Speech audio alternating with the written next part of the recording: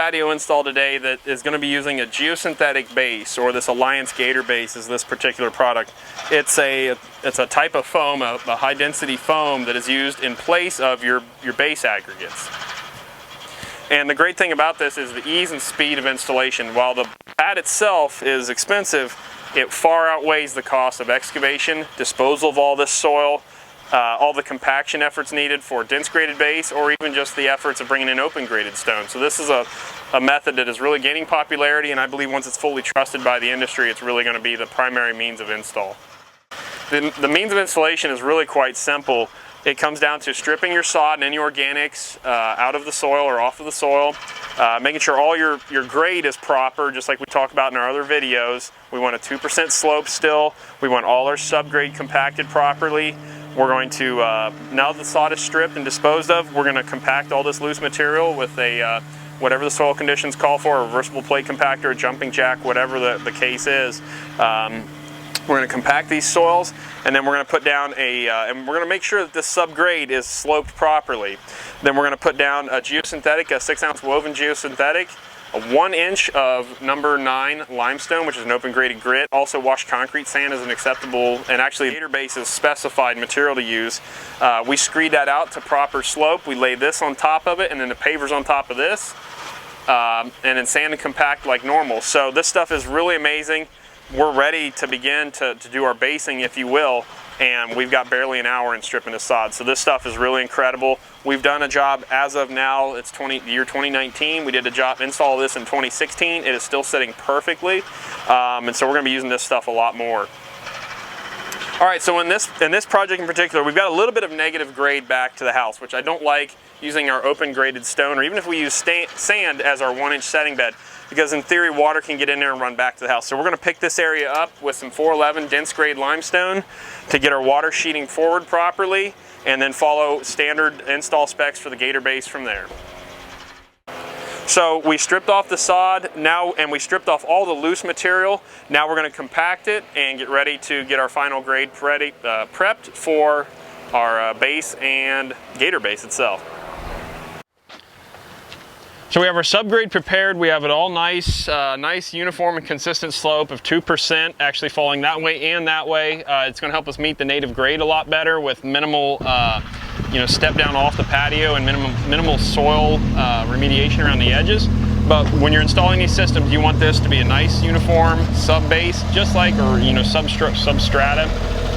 You want this to be a nice uniform substrate, so that when you go to lay your screed bars across here, it's pretty close to the actual grade that you want. So again, always pushing positive grade away from your house, away from your structures, so we're pushing water away from those things and not having any trouble down the road.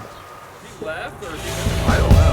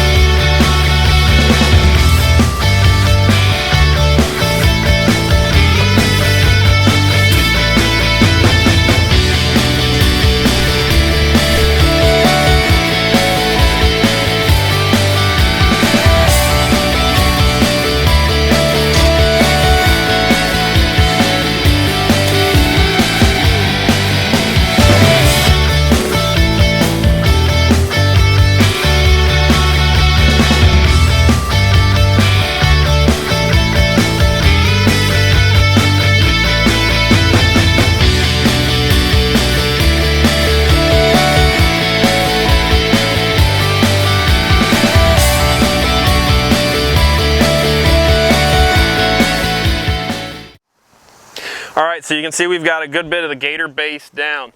A few things when you're laying this stuff, and let's go back a step. So we've got this sitting on top of, and you'd seen already, we've got our subsoils compacted, our base built up as needed to get positive flow away from the house here. We've got a 6-ounce woven geotextile fabric for separation and strength, and then this 1-inch setting bed of, this is a number 9 clean stone. This is an angular number 9 limestone, so there's no dust, no fines in it. It's strictly an open graded stone or a clear or clean stone as they call it. We screeded that out with screed poles, just like you would a normal paver patio for a setting bed. And it's laid out to our slope of 2%. So we're dropping 4 inches this way and a couple inches this way just for good measure. And so once you start laying this stuff out, you want to get it square to your building or your structure or however it needs to be. And then you want to lay it out in a pattern that makes sense with these grooves that has a groove. It has a groove here in the product itself, so they interlock. So each piece is interlocked to the next one. And so you want to lay it out in a corner or wherever makes sense, of course, and then lay it with the underside groove facing up so you can just lay each on top of each other. Otherwise, you've got to fish this up under the piece beside it. So always start where it makes sense to lay these without having to pick up pieces to link them together. With that said, we got a lot of heat. It's pretty warm today. It's only 84, I think, but you can see these things just kind of bubbling up just a little bit in the heat. That's no problem, no sweat at all. As I step on them, you see they go right back down, and when we lay pavers on them, they'll fold right out, or flatten right out, and have no issues there.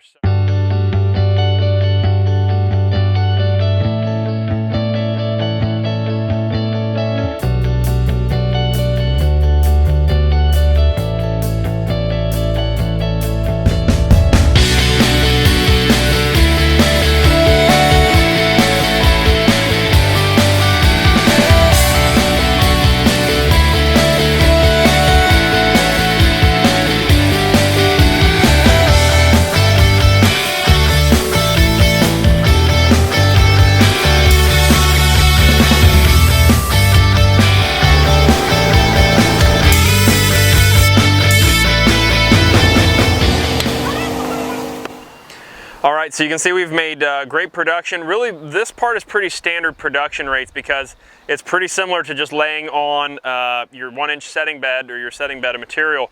A few benefits to this stuff when you use the Gator base like this is you can set that paver down and scoot it into position a little easier than if you're on like the true setting bed or granular material, because it's not going to wad up or ball up as you push it across the aggregate. So a lot of benefits there. You cannot walk across your concrete bedding sand layer, and you should not walk on your number 9 layer as a setting bed. So that's a great one. Again, one of the great things about the Gator base is you can walk all over your work area once it's down. You still want to be easy on the edges as you're working, but you're still in great shape. So other than that, today great progress. If we'd had a little better handle on the morning, I think we'd be far enough ahead to almost finish it. Tomorrow we got to put in our edging and build our fire pit, do sand compaction, all our basic stuff. But we'll talk about that then. But for now, everybody's hot and tired and ready to go home. Here we are early in the morning, getting ready to get started on the remainder of this Gator base patio install. We're going to finish laying out. We ran just a few pieces short last night. That happens sometimes. So we picked up some additional pavers. We're going to lay these out. This is a Unilock Beacon Hill paver. We're going to lay these out, begin to work and get our edging in today. Yesterday was a good productive day. Because of the limited excavation we did and the lack of base work we had to do, we're getting a 232 square foot patio in. In most cases, I would say, being as we weren't shooting a training video, we could have had this entire thing in yesterday. So a pretty cool system to use. So today we're going to finish getting pavers in, and we hope to be out here by lunchtime. Try that again. All right, so now we're at our phase of edging restraint, and the specs for this, what they're using now are these little screws. They're little expansion screws, and Gator base calls them Gator screws, whatever. They'll come with the kit if you buy them. Their spec is every other hole, so we get them, you can preset them up like this, use a standard drill to get them installed, or an impact, or whatever you got. I always too try to put them at the union where the 2 pieces of edging go. I like to have that bound together there too. So this actually just happens to work out where it falls right on that joint. But you take your thing in, you'll punch it in just a little bit, and then just screw it, and you'll kind of feel when that thing takes bite or takes hold and expands out, and just work it down in. I didn't punch at one end, but you'll feel it kind of bind up. You might even set your gun at like a lighter setting so it torques out at a certain point. But make sure it's pushed up against the edging, or I'm sorry, up against the pavers. and you're in good shape. So then our next thing is you're gonna want to make sure, especially if you're using nines or sand, you want to make sure you've got good filling of the voids like that, so you have good support. Gator base calls for 6 inches of overlap. We've got about 5 here. We're cutting it real close, but I'm okay with it. And then we're going to put in some soil here just to make sure everything's restrained really well, and we're in great shape for beginning to get ready for the next step, which will be sanding and compacting. Go. All right, so on this project, we've got a little fire pit cut in. It's going to come up 1 additional course.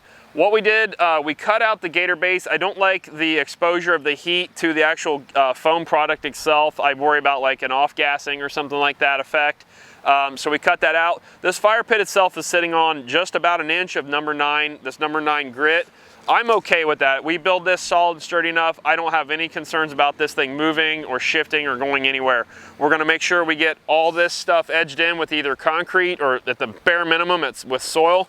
We could even fold up this geofabric up over it to help protect it. But you just wanna make sure that these nines, or you set it on sand or whatever, is totally encapsulated so that this doesn't get undermined and then affect its integrity down the road. This is all glued together, so it'll pretty much act monolithically, so it's all sturdy and stable. I have no issues with building this fire pit in this circumstance like this. And with these fire pits, we're using this Brussels block for this. You want to check with your manufacturer that this product is suitable or safe to be directly exposed to fire. Some of your suppliers are going to recommend or mandate that this is clay brick lined or has an inner metal ring with a heat diffuser in it. So be sure to check with your manufacturer on your fire pits that the block or the product is suitable for direct fire exposure. All right, so we're at the sanding phase now, and we've got the sand swept over the whole patio. The main things about sanding, and which you can see this in our How to Install Pavers video more in depth on this. We're using a G2 sand here by Alliance. It is their new improved sand. It's got the rapid set technology, so there's less dust. They claim no dust. I'm gonna say there's less dust. They claim no hazing, all that stuff. So the main thing is you can't hardly overwater it, which is their main claim to fame on this stuff, which is pretty cool because the watering can be tricky.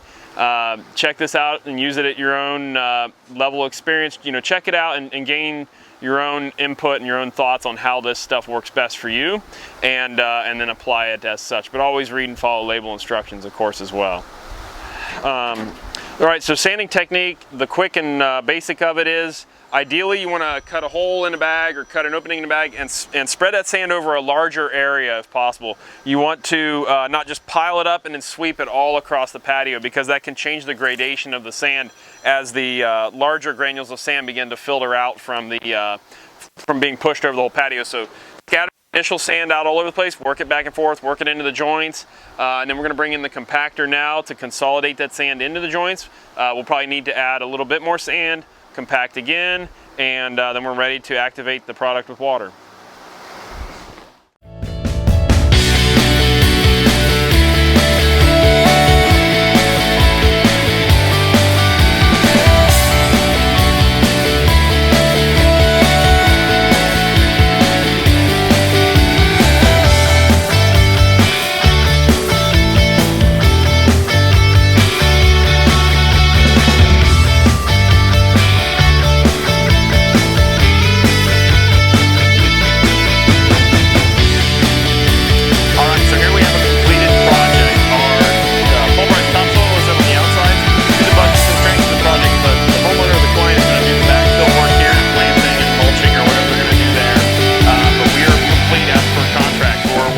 Cleaning out our plywood highway, removing materials, loading up, demobilization, huge part of a cost of a project.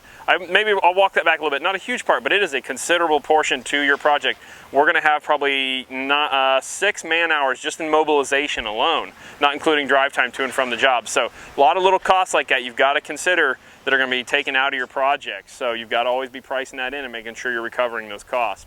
Our project here is complete, about 232 square foot, nice little fire pit tucked off the corner. This design here is going to give it the most value for a small space like this, as opposed to it being in the center or anywhere else I guess on here. You're going to be able to gather some folks around it, sit in the grass if they have to, but this allows to have a nice sized table in here and still have a fire pit without the space being divided or interrupted with a fire pit somewhere else. We've got our We've got our joint sand activating with the water. It takes about, I think, what did the bags say, Britt, 2 hours or an hour for rainproofing? 1 hour for rainproofing. I think we're in good shape today, fortunately. But that's it on a completed project. Looks great, Gator base, super successful project. I know this thing's gonna sit sturdy forever. I'm not worried about it in the slightest, and we're gonna continue moving on using a lot more of this product on installs.